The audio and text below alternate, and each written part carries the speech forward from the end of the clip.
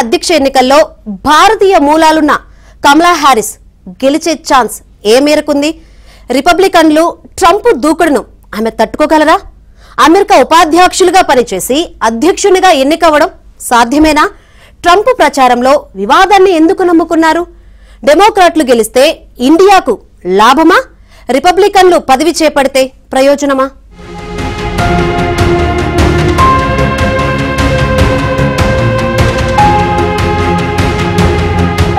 America అధ్యక్ష రేసులో గెలిచేందుకు Donald Trump తీవ్రంగా ప్రయత్నిస్తున్నారు. ప్రచారంలో కలిసొచ్చే అన్ని అంశాల్ని వాడుకుంటున్నారు. తనపై దాడి జరిగిన పెన్సిల్వేనియాలో మళ్లీ సభ నిర్వహించారు. తాను అమెరికాకు మరోసారి అధ్యక్షునవుతానంటూ హోరెత్తిస్తున్నారు.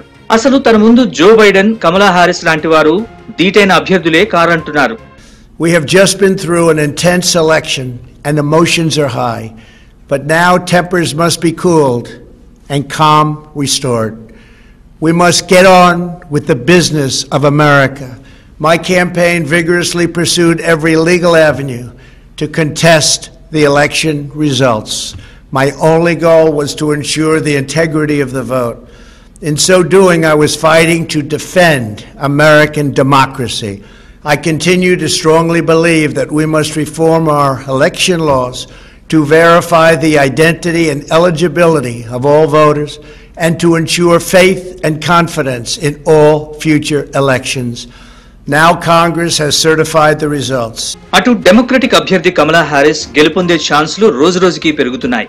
ఆరోగ్య కారణాల వల్ల జో బైడెన్ తప్పుకోవడంతో డెమోక్రాట్ల పనైపోయిందన్న అంచనాలు తలకిందులు చేసేందుకు కమలా తీవ్రంగా కృషి చేస్తున్నారు. కమలా హారిస్ ఛాన్సెస్ పెరుగుతున్నాయని అమెరికన్ బెట్టింగ్ మార్కెట్ విశ్లేషించింది.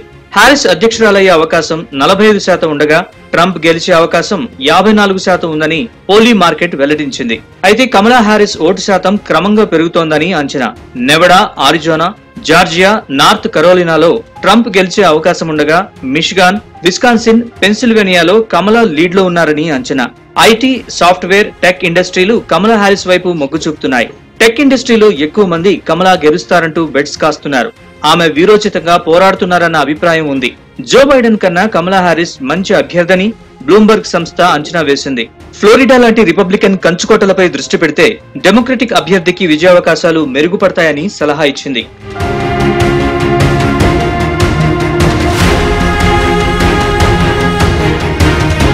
కమలా హారిస్ విజయావకాశాలు మెరుగుపడే కొద్దీ ప్రచారంలో పిచ్చెక్కిస్తున్నారు ట్రంప్. ప్రత్యర్థి అమెరికా ఉపాధ్యక్షురాలిగా ఉన్నంతకాలం వదిలేసి డెమోక్రటిక్ అభ్యర్థిగా అధ్యక్ష రేసులోకి వచ్చేసరికి ఆమె వారసత్వాలు, పౌరసత్వాలు జోలికి వెళ్తున్నారు. కమల అమెరికాలోని హోవార్డ్ యూనివర్సిటీలో చదువుకున్నారు. తర్వాత యూనివర్సిటీ ఆఫ్ కాలిఫోర్నియా నుంచి లా చదివారు. 2017లోనే సెనెట్ కు ఎన్నికయ్యారు. అయితే కమల అసలేం చదువుకున్నారు? అసలు లా పాస్ అయ్యారా? ఎన్నిసార్లు పరీక్ష రాస్తే పాస్ అయ్యారో అంటూ ట్రంప్ సెటైర్లేశారు. నిజానికి కాలిఫోర్నియాలో తొలి నల్లజాతి అటార్నీగా గుర్తింపు పొందారు కమలా హారిస్. ఇది చాలు ట్రంప్ ఏ స్థాయిలో వ్యక్తిత్వ హననానికి పాల్పడుతున్నారో చెప్పడానికి. తాను ట్రంప్ లాంటి వారిని చాలా మందిని చూశానని, లా ప్రాక్టీస్ చేసేటప్పుడు అలాంటి వారు తగిలేవారన్నారు కమలా హారిస్.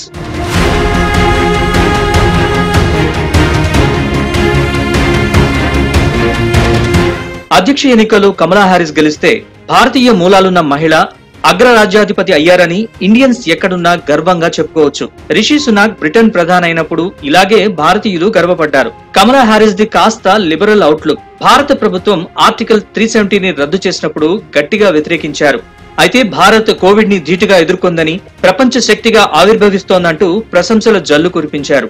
ఆమె అధ్యక్షురాలైతే మోదీతో కలిసి భారత్ అమెరికా సంబంధాలు మెరుగుపడే అవకాశం ఉంది. అయితే ఆమె అమెరికా ఉపాధ్యక్షురాలైన భారత్ ను పెద్దగా పట్టించుకోలేదన్న అపవాదు ఉంది. తాను కరుడుగట్టిన అమెరికన్ అని, అగ్రరాజ్య ప్రయోజనాలే ముఖ్యమని చెప్పుకునే ప్రయత్నమే చేస్తున్నారు.